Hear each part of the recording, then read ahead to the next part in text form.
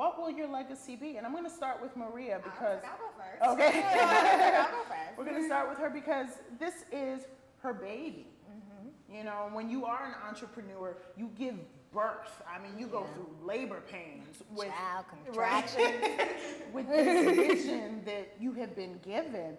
What will your legacy be? I'm not saying we're there right now. In fact, you probably aren't. I'm not. You know, but at the end of the day, you want to look back on your life and say what?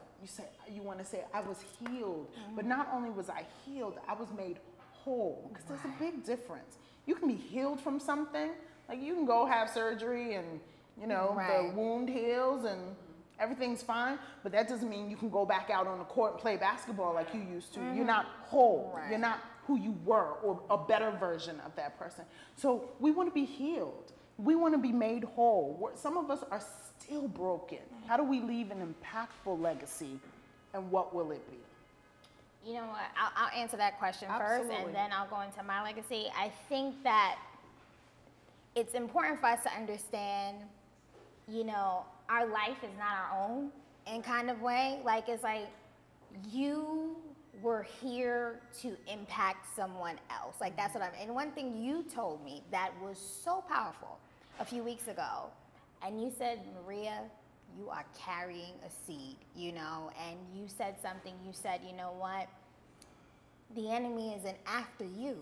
He's not after you, he's not after Maria, he's after that seed's inside of you, because he knows that if he gets that seed that's inside of you, that you won't impact the millions of girls that you're going to impact. So he's going to do everything in his power to get that seed from you. And once I started to think about it like that, you know, I always understood that my life was on my own and I knew I had to impact someone else's life, but I was just like, wow, like, it's not about me. I have to do this for someone else, you know, so someone else. So, and I told you, like, I always, even when I was younger, strange thing, I always felt like there was more. Even growing up in the hood, even growing up, you know, it's like, there's more. And I always felt almost entitled to more, like there is more. But what happened when I got older is, and Gina, I was in that place, you know, coming from the music industry myself and being like, this is the job I want, and you think that this is what life is. You know, I was in a place where I got fed up. And sometimes it's like when a woman's fed up, when you get fed up, when you are fed up, like, no, you have to almost go violently after what you want. Because, like, anybody can say, you know, well, I have a dream, this is what I want to do. But when you get fed up with your circumstances, like, it's like, no. Like, it's like almost you have to violently take it. So, you know, in that, you have to understand that your legacy, you have to almost violently take it because someone doesn't want you to do it, you know? And, you know, there's someone who, unfortunately, we live in a world where some people don't want us, you know? They want us to fail. And you said it so best, Jasmine, like, people say, like, you know, they see you posting things and all this other stuff, and it's like you want to live up to that because it's like, oh, she wasn't about that life. You know what I mean? She wasn't there. So essentially, what my legacy, I wanted to be like, I really want to revolutionize that word legacy. Like, I want people, millions of people. I wanted people to like, and I want to impact. I want to touch the people where they are. People watch TV, people on their phones, people watching the computer. You know what I mean? So you have to go with the times. So for me, it's like, if I can impact you while you're watching the television screen, while you're on your phone and, you know, you get some type of daily message or this digital hub of embracing the legacy and understanding that you have a purpose. You know what gets me really pissed off? Like, it gets me really pissed off. Like, it gets me really pissed off. When I see so many people filled with so much potential and giving me every story about why it can't happen, I'm like, honey child, let me tell you something. I'm out here making it happen on faith. You know what I mean? And you know what? It gets me so, because I feel like it goes back to that seed thing. I feel like what happens is the fear, the guilt, all of that are things that are put in place to stop us. Yes. Because it is put in place. Like, you know what? If I just put that, the fear there, she's not going to go there. So she's not going to impact the millions of people. She's not going to do what she needs to do. Yeah. And so many times, you know, we think that our enemy, and you know, I'm a Christian, and I'm not telling anybody else to do that. You know what I mean? Or to believe what I believe, but this is me.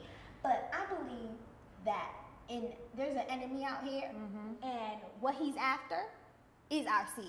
You know what I mean? What he's after, because the enemy doesn't show up in a red suit with horns, you know, like that. He doesn't look like that. He shows up in fear. He shows up in guilt. He shows up in you are not good enough. I deal with that. You're not good enough because, Maria, look where you come from. That's right. Who's ever done anything from there? And, you know, also of giving back. You know, and it's not about me. Like, it's not about us. We sitting here, we're cute, we have on nice shoes, and we're unmasking, and everything is good. But there is somebody in your community, in your back door, who needs your help.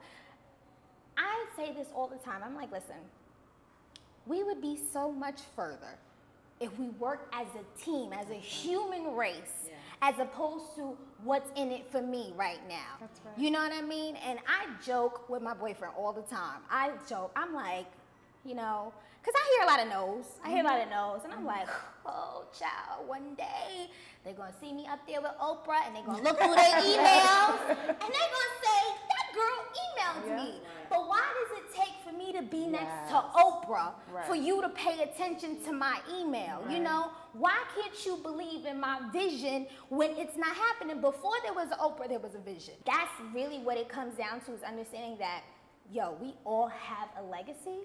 You know, that was the East New York that came out. Yes, the yo. The yo. Yeah, it comes out. I'm sorry. It is just, it is what it is. We don't judge. You know? It's really embracing the fact that, you know what, I have a gift, I have a purpose, and I'm going to use it, and I'm not going to use it just for myself, because there are other millions of people who need me to use this gift. Your gift, your purpose is when you use your natural gift, talents, and abilities to serve a human need. So this is what I'm going to do. I want you to think of one word, just one. One word. I want you to think about your childhood. I want you to think about your adolescence. I want you to think about where you are today. And I want you to think about where you're going. And think of one word to describe your legacy, just one. And even if someone else says it before you do, say it anyway. It's still your word. Just one. And I want you to tell me that word, and then you can have like 3 seconds to explain it if you want to, but very quickly. Gina. Honestly, the first word that came to mind for me was growth. And my growth I scare myself sometimes, because there are times when I look at, you know, past emails or Facebook or anything like that, and I see what I used to be. And I say what because I don't even know what it is. I don't even know who that girl is. And the things I was saying and how I was presenting myself. And I cringe sometimes, where it's like, oh my goodness, who was that? And to go from being this angry little kid to being this really rebellious, not a nice teenager, to coming into my own kind of in college and understanding more so about who I am and what I want to be, and then becoming this woman now. The growth, it scares me. That's beautiful. And it's like, I've got so much more to give and so much more to do. That growth is my word for sure. That's excellent. Shamika, tell me one word, looking at your past, your present, because we're a combination of our past, our present, and our future, that describes your legacy. My legacy will be impactful. Because what comes with impact, when I think of impact, I think of a boom, you know, like an explosion. Absolutely. And I want my legacy to just blow everyone away. I want it to be filled with longevity. I don't want it to be a short-lived process, because when I think of legacy, I just think of the whole timeline of your life. That's right. Even after you pass away. is going to continue. So I need for whatever I do in this season, in this moment, to be impactful, and just to blow everyone away with whatever I do, with making people beautiful, with making people feel amazing about themselves, and from male to females. That's excellent. Just blowing everyone away with whatever that I have to do and have to give. Thank you. Quincy, one word for your legacy. Survivor. Wow. From thinking back, I was actually thinking about this earlier in the week, from the little girl who was molested as a child to feeling as she got older not good enough, longing for my father, just transforming into this woman, but into someone who has survived all these things in her life and beyond where I am today. So survivor. That's beautiful. I would say that the word that would describe my legacy would be birth, because I believe that there's something in me that I am required to birth out, a gift that I have to leave long past my existence here on earth. And not just for myself, but I also believe that I've been called to be a midwife, to coach other people as they birth whatever it is that gift is within them. So my word would certainly be birth, to be born and to help others be born.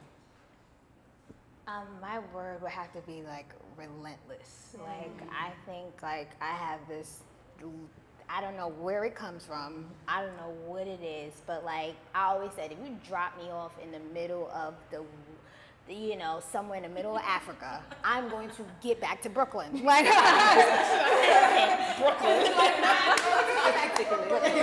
I don't, it's just this fire that I don't know where it's always, I don't know where it comes from, but like, it's like a relentless drive. It's a relentless drive, you know, it's just like, I just know, like, and, you know, Dana, you said it best. You said, you know, I'm gonna go through the front, through the back. Like, it's just that relentless thing. Like, that's what I want. That's what my legacy, relentless. And going from being a young girl who didn't know herself, you know. You know, no one knows this. Gonna share it because I'm gonna help somebody out there. I had a suicidal attempt when I was 17, and obviously it was not successful. And even then, I remember a friend told me, very good friend, he was like, God has you here for a reason. And it's like, it's like that relentless thing. It's like, okay, so I wasn't supposed to go, so I'm gonna keep going. So from going to that and to always being like, go, go, go, and to having that moment in my life where I was like, I felt like I didn't need to be here. It's like, it's this relentless thing, you know? And I think when you come from a world where everyone's telling you you can't, you find a way to do it. Awesome. Dana, give us one word and explain briefly. Good. I grew up well. I'm a good person, and my father, and this has stuck with me forever, my grandfather passed away about 8 years ago, and when my father eulogized my grandfather, he was like, me and this little man, my grandfather was short, he was like, we didn't get along much and we didn't see eye to eye, but he was good. And when we all come to this point in our life when somebody's standing up here speaking about us, what do we want them to say? We want them to say we were good. And that's carried with me forever because, I mean, I don't need a building in my honor. I don't need, you know, because somebody's going to graffiti the side. It's going to make me mad. It's going to go down. There's going to be codes. You know, I want people to say I was good. My intentions were good. My spirit was good. And being a good person, that connects with somebody else who will connect to somebody else. And that, I just want them to say, she was a little crazy. We may not have always agreed with what she said, but she was good. And that's my legacy. I guess one word I can sum it up would be present. We get so caught up in what we have and what we don't have, and you know, you just don't appreciate, even to touch on what you were saying, Gina, how far you've come. And I think most importantly, I want people to accept being where they are at that moment. Because you don't want to wait till it's an illness, cancer, to feel like everyone in that particular moment say, they'll give their advice to you to kind of just appreciate your family, your friends, and everything that you have right now. So I want to do that without having to resort to being in that situation. So I think it's so important that everyone really embrace that as their legacy, and I want to be remembered for doing that. Yeah. That's really good. Jazz. As you were speaking, I thought of the word freedom. Ooh, wow. Just going back to my childhood and where I'm at now. I just feel a sense of freedom, a sense of just being me freely, and my legacy, that's what I want it to be. I want it to leave the sense of freedom. Like, I'm free. Yes. Because when you're free, you can do anything. And when you're not, when you're caged in and you're in a prison, you can't do nothing. You can't touch lives. You can't make someone smile. You can't make yourself smile. So freedom to me would be like the word to just describe. Let me just say, this has been an incredible conversation with you ladies. And my hope and my desire is that the people that are watching will have this conversation with their friends, with themselves. Before we even start being vulnerable with other people, let's learn to be vulnerable with ourselves and really make a change. We're all so different. We come from different backgrounds and have different experiences, but we're also impactful. We're also powerful. And I think there's something to be said about that, something to be said about finding your truth and then living in it. And I encourage everyone that's watching to do that. Maria, thank you so much, and I pass it right back over to you. Ladies, like, it took incredible courage. I can't express how much courage it took for you guys to come. And I thank you for believing in my vision. Oprah Winfrey has a powerful quote. As you can see, I'm Lady O, she does it for me. But Oprah has a powerful quote that, everyone will want to ride with you in the limo, but you want people that will get on the bus with you. I'm masking that I always have felt less than, that I was never good enough, that I was never good enough for my father. And in turn, I sold myself short in all of my relationships. But today, I embrace that I am good enough, that I am worthy, and that I'm the best that I can be, and I'm just gonna keep getting better. I declare that I'm not broken, that I'm healed, that I am whole, and that I will continue to grow and prosper in this life and hopefully the next. I have been masking that my father's rejection has caused me to feel insecure and inadequate about the gifts over my life. But today I embrace my new birth. Today I embrace that I have been born again and that I have the ability to help others be born again as well. I declare that I am healed and not broken, that I am whole, that I am an overcomer, and that I will accomplish everything that God has called me to be and to do. I have been masking that the absence of my father really did affect me. It affected my dating, it affected a lot of my life choices, it affected my ideal of success.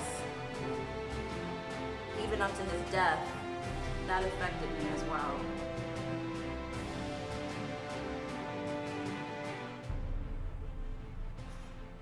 I have also been masking that I'm really hard on myself. I beat myself up a lot because I want to be successful. I want to be great at everything that I do. And failure is just not a part of my vocabulary. But today, I embrace that I am anointed for this. I was made for this.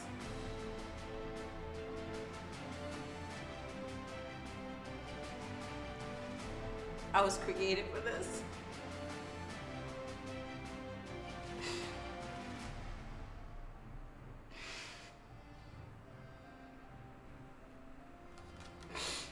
am great.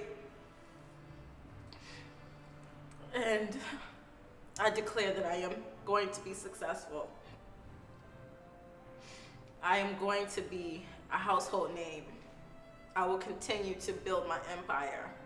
I will continue to inspire everyone that I meet and touch, even if it's just one person. I have been masking, accepting who I really am. I have been masking that I needed the opinion of others to do things and make certain decisions in my life. But today I embrace who I am. Today I embrace that I can do anything and everything that I put my mind to. And I declare that I have the power to achieve all of my goals.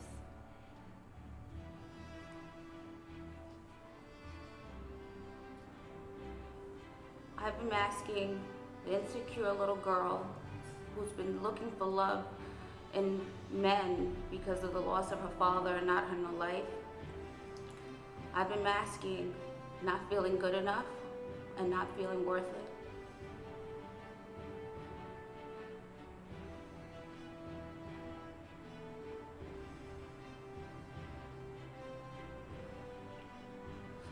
Today, I embrace that I am a survivor of being molested as a little girl. I embrace that I am worth it. Today, I declare that I am free, I'm a woman of worth, and I am whole.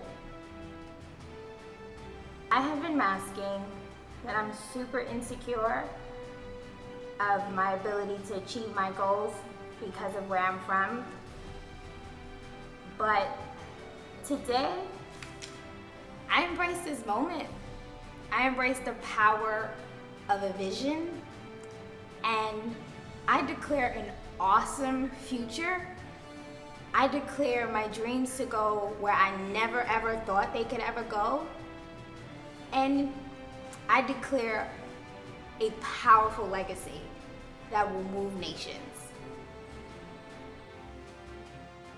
I have been masking my feeling of emptiness due to the loss of my mother at the age of 9. I have been masking my feelings of feeling like I shouldn't be here because I don't have a purpose. But today, I embrace strength, presence, and wanting to learn to accept that I am here for a reason. And I declare internal success, growth, and joy.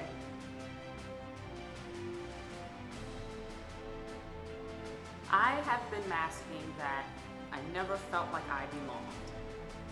In appearance, in personality, in aspirations.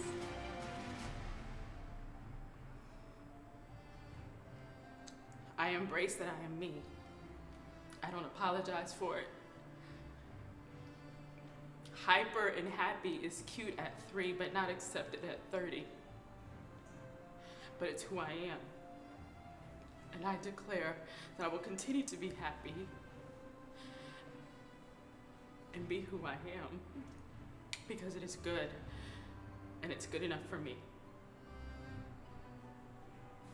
Sorry.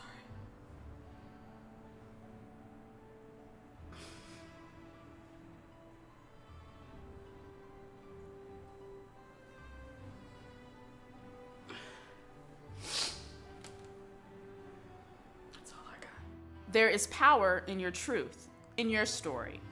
Never be afraid to unveil your truth. What you hold in secret has power over you. It's time to embrace your power because you give someone else the courage to break the chains and do the same. We like to call it the unmasked effect.